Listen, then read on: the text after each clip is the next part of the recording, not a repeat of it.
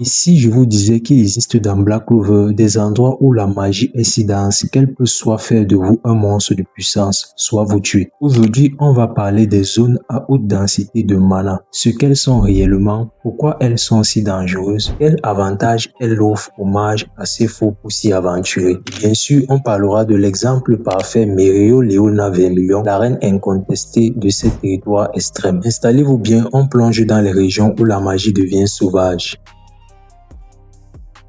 Dans Black Clover, le mana est l'énergie magique présente partout dans le monde, mais certaines régions appelées les zones à haute densité de mana possèdent une concentration de mana anormalement élevée. Parmi les zones à haute densité de mana, nous pouvons citer les frontières séparant deux pays. Par exemple, la zone glaciale à haute densité de mana séparant le royaume de Clover à celui de Spade, les profondeurs marines situées au sanctuaire englouti, les donjons où l'on retrouve des artefacts magiques et des trésors antiques, et aussi des zones volcaniques comme le Yoljim, les forêts sauvages et profondes et certains déserts cachés. Ces zones sont instables, sauvages, extrêmement dangereuses, remplies de créatures et de phénomènes magiques incontrôlables, où la nature elle-même y est imprégnée de magie. On peut comparer ça à une pression atmosphérique magique. Plus on avance dans ces zones, plus la pression augmente. Un mage faible peut littéralement s'évanouir, voire mourir simplement en y pénétrant.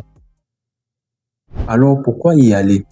Eh bien parce que ces zones sont aussi des terrains d'entraînement exceptionnels. Dans un environnement saturé de mana, un mage est forcé d'améliorer sa maîtrise. Le mana skin, cette technique qui permet d'utiliser le mana environnant comme une armure ou amplification, est quasiment indispensable pour survivre dans ces régions. Un mage qui s'entraîne là-bas progresse beaucoup plus vite qu'un mage qui reste dans un environnement classique. En résumé, ces zones transforment les mages si ils survivent.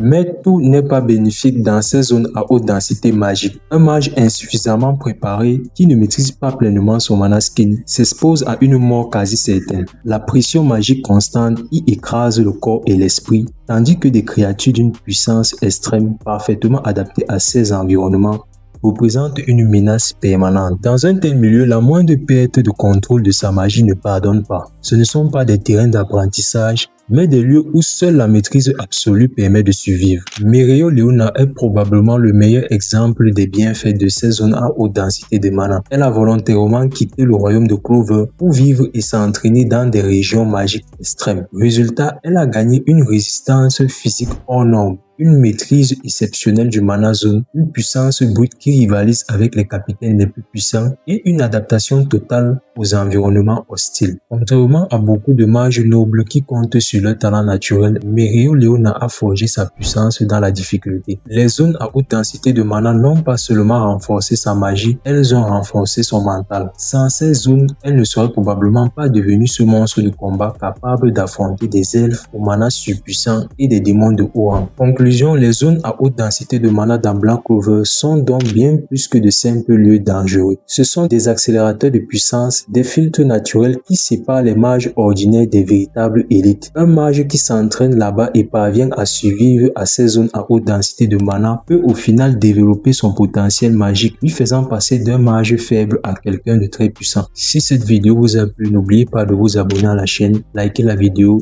et me dire en commentaire quel personnage de Black Clover survivrait selon vous dans une zone à haute densité de mana ou pas. Et on se retrouve très bientôt pour une nouvelle vidéo.